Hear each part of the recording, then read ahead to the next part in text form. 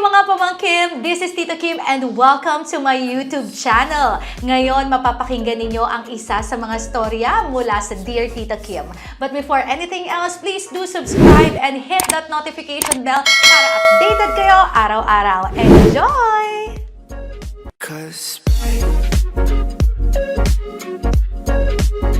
Ate, anong pangalan mo?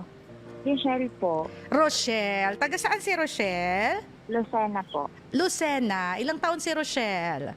25 po. 25 years old si Rochelle mula sa Lucena. O sige Rochelle, anong problema mo sa buhay? Ba't napatawag? Kaka-break lang po kasi namin nung boyfriend ko. 4 years po kami. Oo. Mayroon po siyang anak sa una. Bago pa lang po kami. Kumbaga po, tinanggap po siya ng buo. Kasi mahal ko po siya. So ibig mo At the sabihin, end of wait lang. Ibig sabihin, meron ka jowa for 4 years, tapos kaka-break nyo lang ngayon. Opo. Pero alam mo na nung una pa na may anak talaga siya sa iba, ganon. Ano po, nalaman ko po ay 4 months na po kami noon. Sinabi naman niya po sa akin, siya rin naman po ang nagsabi sa akin noon. Kaya tinanggap ko po kasi syempre mahal ko po siya eh. Pero 4 months na kayo bago niya sinabi sa'yo na may anak siyang iba, ganon. Opo. Okay, pero tinanggap mo pa rin. O ngayon, anong naging issue ng latest breakup ninyo? Bakit kayo nag-break? Ano po, nung pong tinanggap ko yung anak niya, nagkaroon po ako ng rule na dapat pagka may kailangan yung anak niya o kaya yung babae is dapat alam ko. Nangyari po is nito pong November last year po na pumupunta po pala yung babae sa kanila, hindi ko nalalaman. Ah, taray. Kumbaga po, Bakit pumupunta yung nanay nung anak doon sa bahay nila? Bakit pumupunta yung nanay? Yung ex niya? Kasi daw po, yung gusto po kasi nung nanay, kumbaga po yung nanay po nung jowa ko dati, is gusto laging nakikita yung apo niya. Which is naiintindihan ko naman po, kasi dugot laman nila. Ang sa akin lang po, parang ginagawa po nila akong tanga kasi nga po, siyempre, ako na po yung bago at saka alam ko rin naman po na may anak sila. Pero hindi naman po kailangan na itago nila sa akin yun. So ibig sabihin hindi mo alam na kinikita yung anak? Ganon? Tinatago sa'yo? Ganon? Opo, nito ko lang po nalaman by November na po na yung babae po pala is palagi pa rin po pala pumupunta sa kanila. Na ngayon ko lang po nalaman. Nito lang po November. Kaya po nun, lagi na po kami nag-aaway, lagi na po akong naghihinala. Hindi naman po mawawala sa isang babae yun. Kasi, syempre po, mahal ko siya, tinanggap ko siya na may anak siya. Pero sana man lang po, na sabi niya sa akin na, ay pumupunta dito yung ex-girlfriend ko, kasi ganito, ganyan. Naiintindihan ko naman po na gusto makita nung lola, yung apo niya. Pero ang pinagtataka ko lang po, bakit laging din pa natutulog yung babae? Na hindi ko po nalalaman. Kung hindi ko po makikita, ganun po kasi yung naging nangyari din. So ibig sabihin, ang issue mo dito, linawin ko lang ang issue mo dito is not because na nagkikita pa rin yung asawa mo or yung jowa mo at saka yung ex niya dahil may anak sila, kundi yung nagsisinungaling sa'yo, hindi sinasabi sa'yo, ganon. Opo, ganun po. Okay, so yun ang Kasi naging po, dahilan gusto po kaya kayo kasi nag-break. Gusto po kasi nung nanay niya, mas gusto po kasi yung ex niya, yung nanay ng anak niya kaysa sa akin. Mas gusto ng Ganon. nanay. So sino nakipag-break sa inyo? Ikaw ba o yung jowa mo?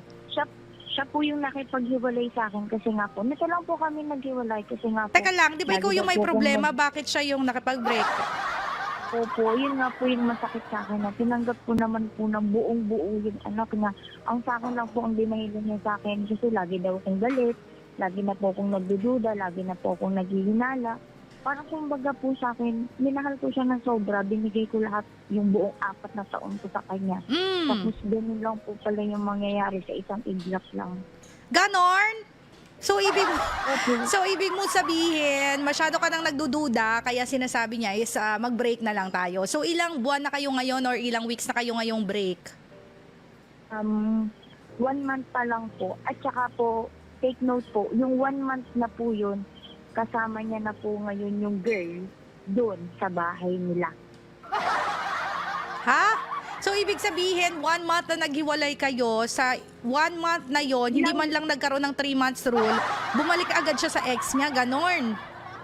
Ano po kasi, magkabukod po kasi yung bahay niya. May sarili po kasi siyang bahay eh. Yung nanay niya, dun po nakatira ngayon yung girl. Eh malapit lang naman po yung kanyang bahay, which is magkakaroon pa rin po sila ng pag-uusap. Okay. Ay, ang gulo ng mundo.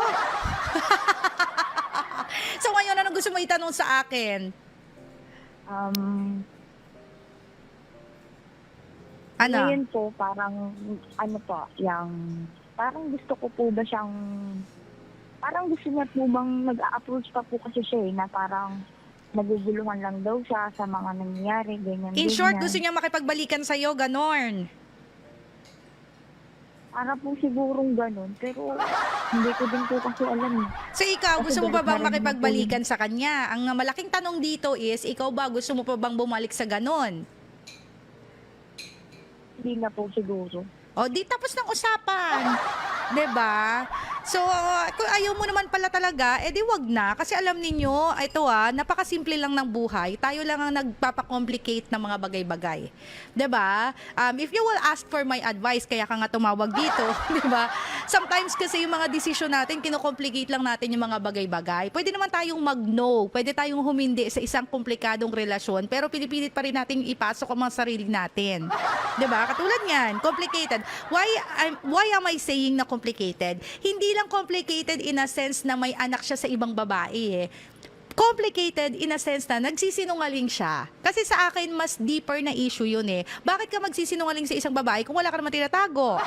'Di ba? Bakit ka magsisinungaling kung wala namang dapat na paghinalaan? Eh baka kaya ka nagsisinungaling kasi meron ka tinatago at ayaw mo na mabulgar yun. Kaya ka nagsisinungaling kasi you will not betray your partner. Hindi ka magsisinungaling sa partner mo kung mahal mo yun at kung wala ka naman talagang ginagawang masama. 'Di ba? As simple rule as that. So given na may anak siya sa labas, oo, pero hindi naman ibig sabihin na nagkaanak siya or hindi naman anak sa labas actually. Meron siyang anak prior nung nagkaroon kayo ng relasyon. Hindi naman ibig sabihin nun masama na siyang tao eh, 'di ba? Na hindi mo na siya pwedeng mahalin. Pero yung taong nagsisinungaling kasi, ang hirap kasama nun. 'Di ba? Opo. Yung parang hindi mo maintindihan kung ano pa yung totoo sa hindi sa mga sinasabi niya. Tapos wala kang peace of mind kasi nga sinungaling siya. 'Di ba? Ganun na rin po. Siguro po kaya lagi na rin akong nagdududa at nagiginala. Nawalan po ako ng peace of mind. Kasi Yes. alam kong nagsisinungaling siya sa akin. Katulad po no na alam ko naman na mas gusto siya nung pamilya niya kaysa sa akin. Kaya po, ngayon, hinayaan ko na lang po. Correct. Kung sila po, edi sila na lang po. Masaya na lang po ako sa kanila ngayon kasi naayos po nila yung pamilya nila. Gusto ko yung term mo na yan na masaya na lang ako para sa kanila. Opo. May sakit man po dito sa puso ko na siguro niloloko nila ako habang kami pa. Pero may part din naman po na masaya ako kasi para sa bata. Eh di go. Wala naman po akong magagawa din. Kasi yung po sakit na to, balang araw mawawala rin naman po. Yes. Pero po yung ginawa niya sa akin sakit, siguro po, dala-dala ko pa rin to. Kumbaga po, trauma pa rin po ako. Kasi nagtiwala ako eh. Mahal ko, tinanggap ko. Ang hirap lang po na parang i-let go lahat ng memories. Pero po, handa naman po akong kalimutan lahat. Handa akong patawarin. Pinatawag ko na po siya.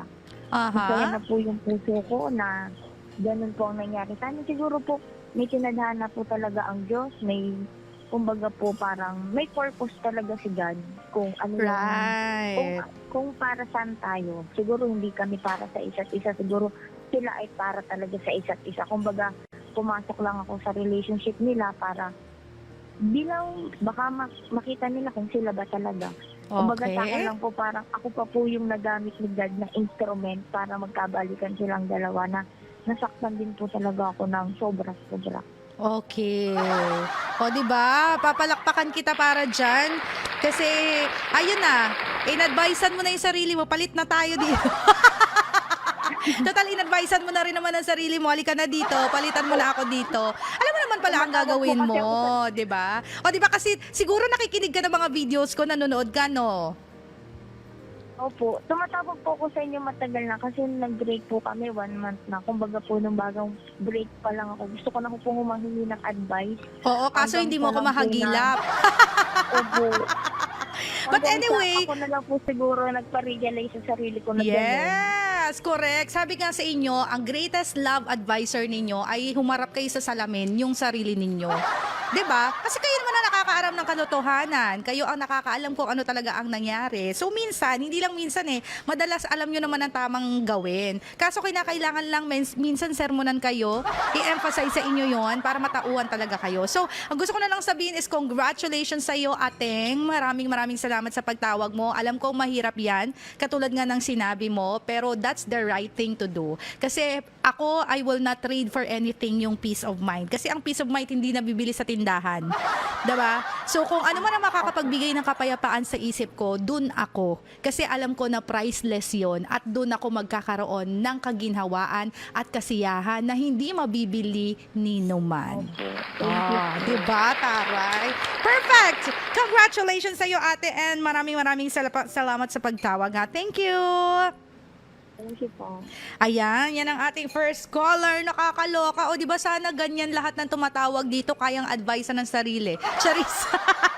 Di ba, Tita Kim, kaya nga kami tumatawag kasi may pinagdadaanan. De, joke lang. Pero natutuwa naman ako dito, di ba? Alam nyo kasi yung pagiging sinungaling sa isang relationship, sinyales yan ng marami pang mga problema na pwedeng dumating sa inyong relasyon. Kaya kung sa pagiging sinungaling pa lang, ang laki na ng problema ninyo, ay one na lang sa relasyon ninyo.